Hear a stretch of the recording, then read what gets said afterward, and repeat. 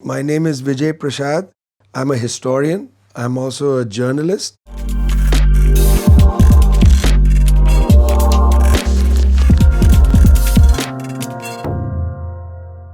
We are very interested in communicating with people across boundaries and borders. I came to China first 40 years ago. I was a 16-year-old boy, came to rural China, went on a tour, saw the countryside. I was impressed by the fact that the peasantry in China, the farmers and so on, were not people who were embarrassed. They looked you straight in the eye when they spoke. This is what the Chinese Revolution did. Before 1949, the Chinese peasantry in the countryside was embarrassed to look at people. They would look down when they walked. They were scared of landlords. They'd get beaten.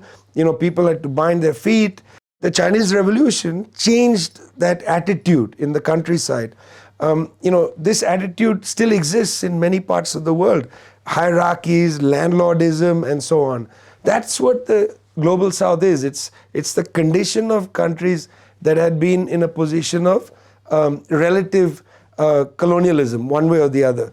Well, these countries simply were not able to develop because they didn't have investment. So they had to borrow money from the countries that used to colonize them. But look, let's be quite frank. When colonialism ended, all the wealth that had been taken from these societies like India, many African countries and so on, had gone to enrich the countries of the north. So in England, for instance, English industry was financed by the Indian peasantry. All the profits were taken from India and invested in England. So in India, there was no industry. When the British were thrown out of India, 1947, the literacy rate was merely 13%. British had ruled India 300 years. So they left the country with no finances, no infrastructure really, no wealth, no education system. Everything was pretty much destroyed. And the economy was still geared to exporting primary goods to the West. So India, went to the Western countries and said, lend us money.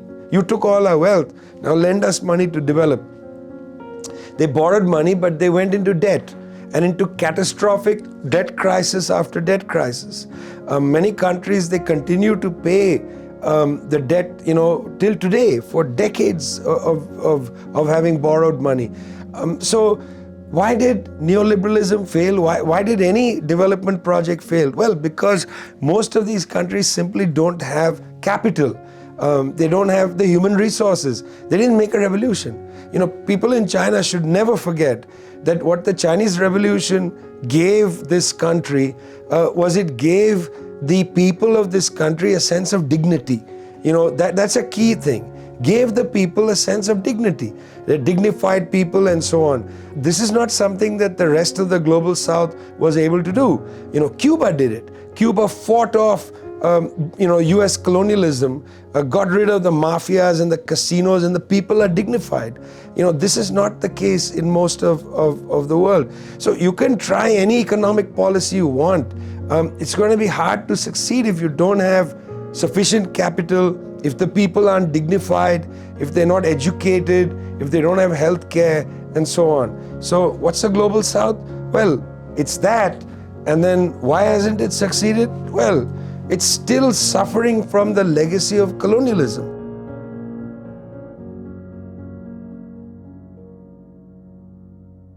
This is a photograph of the 5 principal founders of the non-aligned movement. They were meeting in Belgrade in Yugoslavia in 1961. Yugoslavia no longer exists, but it existed then. There's Marshal Tito. Tito was the head of government, head of state in Yugoslavia. There was Sukarno, president of Indonesia, very interesting man. Gamal Abdel Nasser, president of Egypt.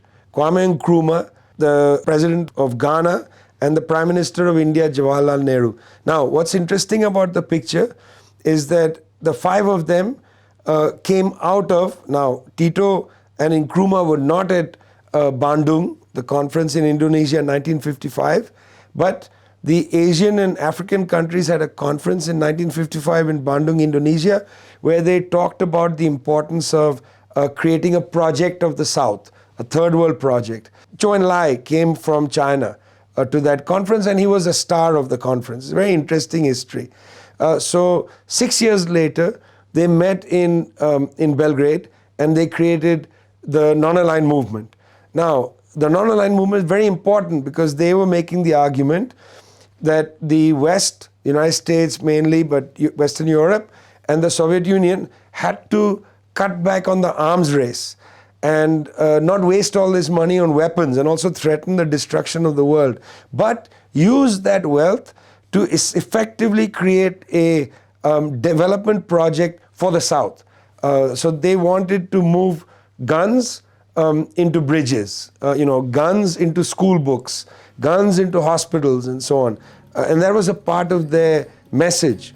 But they united almost the entire South into this project. So soon after these countries won their independence from colonial powers, after World War II, these are young states coming together to say, you know what, we want to stand on our own feet. We want you to look at us with respect. Plus, we're not fooled.